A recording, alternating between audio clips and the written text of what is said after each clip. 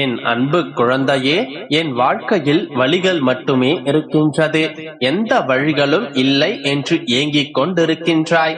நல்லதும் சந்தோஷமும் பெயரளவில் மட்டும்தான் என் வாழ்க்கையில் இருக்கின்றது. ஆனால் துன்பங்கள், துயரங்கள், சோதனைகள், துக்கங்கள் என்று எல்லாவற்றையும் நான் அனுபவித்து விட்டேன். நான் மற்றவர்கள் மீது அன்பு செலுத்தினால் ஏமாற்றம் கிடைத்தது. நான் மற்றவர்களுக்கு உதவினேன், துரோகம் கிடைத்தது. நான் மற்றவர்களுக்காகவே வாழவும் செய்தேன், என்னை கை நழுவி விட்டு சென்று விட்டார்கள். இந்த வாழ்க்கை என்ன ஒரு வழி பாதையா?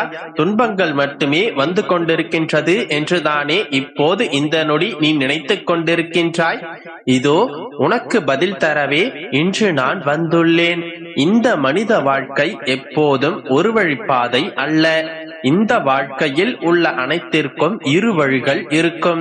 அப்படி இருக்கையில் உன்னுடைய பிரச்சனைகளும் அதற்கான காரணங்களும் அது வந்த வழியையும் உன்னுடைய அப்பா நான் அறிவேன். இந்த வாழ்க்கை பயணத்தை துவக்குவதற்கு பிறப்பு என்ற வழியை ஏற்படுத்தி அனைவரும் வருகின்றனர். பயணம் முடியும் போது இறப்பு என்கின்ற வழியில் சென்று விடுகிறார்கள். இரவு ஒரு வழியில் வந்தால் பகல் ஒரு வழியில் வரும். அப்படித்தான் குழந்தையே, உன்னுடைய வாழ்க்கையில் இருக்கும் பிரச்சனைகளும் ஒரு வழியில் பிரச்சனைகள் வந்தால் மறு வழியில் சென்றுதானே ஆக வேண்டும். இங்கே எதுவும் நிலைத்திருக்க போவதில்லை, நிரந்தரமும் இல்லை என்று நீயே அறிவாய் அல்லவா? அப்படி இருக்கையில் வந்து போகும் பிரச்சனைகளுக்காக உன்னுடைய பொக்கிஷமான நேரத்தை தொலைத்துக் கொண்டிருக்கின்றாய். துன்பம் வருவதற்கு ஒரு வழி இருந்தால் இன்பம் வருவதற்கும் ஒரு வழி இருக்கும். அந்த வழியை தேடி கண்டுபிடிப்பதுதான் இந்த வாழ்க்கையின் விளையாட்டு. இந்த விளையாட்டில் ஒளிந்திருக்கும் ஒவ்வொன்றையும் நீ கண்டுபிடித்தே ஆக வேண்டும். உனக்கான எல்லாமும், நீ கேட்கும் எல்லாமும், நீ விரும்பும் எல்லாமும் உன்னுடைய வாழ்க்கையிலேயே ஒளிந்திருக்கின்றது. அதை நீ தேடி கண்டுபிடிப்பது மட்டுமே உன்னுடைய பணி. அதற்கு உனக்கு உதவுவதற்காகவும் ஒரு சில துணுக்குகளை அவ்வப்போது உனக்கு சொல்வதற்காகவும் தான் உன்னுடைய அப்பா உன்னுடனே பயணித்துக் கொண்டிருக்கின்றேன். நான் உன்னுடனே இருக்கும் போது நீ எதற்கும் கலங்காதே. உன்னுடைய துன்பங்களை எல்லாம் துரத்தி அடித்து விரைவில் உன்னுடைய வாழ்வில் இன்பம் காண செய்வேன். நீ என் பிள்ளை அல்லவா? உன்னை எப்படி நான் கைவிடுவேன்? உன்னுடைய வாழ்க்கை சர்வ நிச்சயமாக சந்தோஷமாய் மாறும். நம்பிக்கையோடு இரு, நல்லதே நடக்கும். என் அன்பு குழந்தையே, என்னதான் காரணம்? ஏன் தான் என்னுடைய வாழ்க்கையில் இப்படியெல்லாம் நடந்து கொண்டிருக்கின்றது என்று யோசித்துக் கொண்டே இருக்காதே. இதோ இந்த நன்னாளில் இப்பொழுது நான் உனக்கு கூறும் சில அறிவுரைகளையும் அன்பான வார்த்தைகளையும் முழுமையாக கேட்டுக்கொள். இதை நீ முழுமையாக கேட்கும் நொடி என் பரிபூரண அனுகிரகத்தை பெற்றுக் கொள்வாய். என்னுடைய அனுகிரகத்தால் உன்னுடைய கிரக நிலைகள் எல்லாம் மாறும். நீ நொந்து கொள்வதற்கும் சலித்துக் கொள்வதற்கும் இங்கு எதுவும் இல்லை.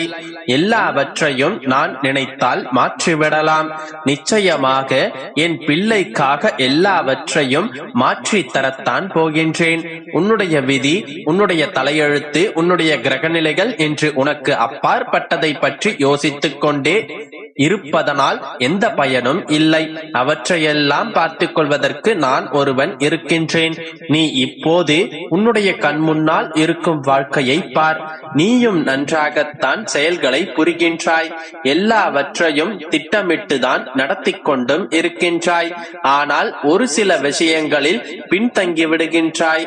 யாரேனும் ஏதாவது சொல்லிவிட்டால் உடனே மனம் நொந்து உட்கார்ந்திருக்கின்றாய். என் தங்கமே, எத்தனை சிறப்பாக குதிரை வண்டியை இழுத்தாலும் அதற்கு சாட்டை அடி உண்டல்லவா? அதே போன்றுதான் எத்தனை சிறந்த மனிதனாக நீ இருந்தாலும் உனக்கும் விமர்சனம் உண்டு. எனவே புறம் பேசுபவர்கள் பற்றியும் விமர்சனங்களை பற்றியும் எண்ணி கலங்காதே. உன்னுடைய வழியில் நீ போய்கொண்டே இரு. கடிவாளமிட்ட குதிரையாக வெற்றியை அடைய கடைசியாக ஓடுகின்றேன் என்பதற்காக வருத்தப்படாதே. இன்னும் நிற்காமல் ஓடிக்கொண்டிருக்கின்றாய் என்பதே உனக்கான பெருமை. எத்தனை முறை தோல்வியுற்றாலும் முயற்சி செய்வதை நிறுத்தி விடாதே. விழிகள் இல்லை என்றால் பார்வை இல்லை, வழிகள் இல்லை என்றால் வாழ்க்கை இல்லை. முயற்சி இல்லையெனில் வெற்றி இல்லை. ஆனால் முயன்ற மனிதன், முயன்று கொண்டே இருக்கும் மனிதன் ஒருபோதும் தோற்றதில்லை. நிம்மதியான வாழ்க்கை என்பது ஓடி ஓடி சம்பாதித்து ஆடம்பர வாழ்க்கை வாழ்வதல்ல.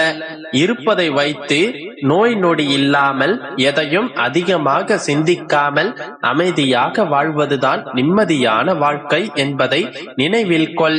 பணத்தை சேமித்து பின்னாளில் செலவழிக்கலாம், ஆனால் ஒருபோதும் வாழ்க்கையை சேமித்து பின்னாளில் வாழ முடியாது. எனவே இப்பொழுது உன்னுடைய கையில் இருக்கும் இந்த வாழ்க்கையை துளியும் வீணாக்காமல் நிம்மதியாக வாழ்ந்துவிடு. வாழ்க்கையை வாழ்வதற்கே செல்லமே, அதை சந்தோஷமாக வாழ். உன்னோடே நான் இருக்கின்றேன், கவலைப்படாதே, நம்பிக்கையோடு இரு, நல்லதே நடக்கும். என் அன்பு குழந்தையே, இப்போது நீ கலங்கிக் கொண்டுதான் இருக்கின்றாய் என்பதை நான் அறிவேன். ஆனால் இந்த நிலைமை தலைகீழாக மாறப்போகின்றது. இப்பொழுது நீ பயந்து கொண்டிருக்கும் இந்த பிரச்சனை தவிடு பொடியாக மாறப்போகின்றது. காலம் கடந்து விடுமோ என்று பயப்பட வேண்டிய அவசியமும் இல்லை. காலம் கடந்தாலும் உனக்காக படைக்கப்பட்டது உன்னை தேடி வந்து சேரும். எதற்கும் கலங்காதே. உனதிந்த நிலைமையை தலைகீழாக மாற்ற உன்னை படைத்த எனக்கு ஒரு நொடி போதும். உன்னை கலங்க வைப்பது வாழ்க்கைக்கான பாடங்களை நீ புரிந்து கொள்ள வேண்டும் என்பதற்காகவே. நீ எத்தனையோ பேருக்கு காலத்தின் அருமையை உணர்ந்து உதவி செய்திருக்கின்றாய். எத்தனையோ பேருக்கு ஆறுதலும் தேறுதலும் சொல்லி இருக்கின்றாய்.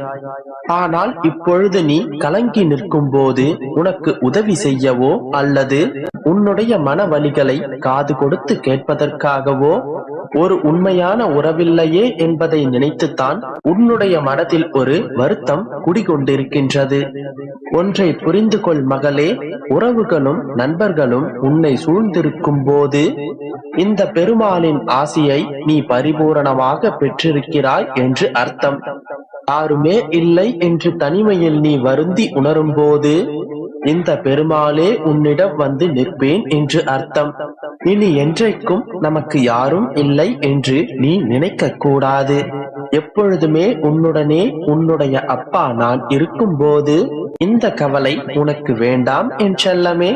உன்னுடைய வாழ்க்கையை வெறுப்பதற்கு உனக்கு 1000 காரணங்கள் இருந்தாலும் வாழ்வதற்கான ஒரே ஒரு காரணம் நாளை அனைத்தும் சரியாகிவிடும் என்பதுதான்.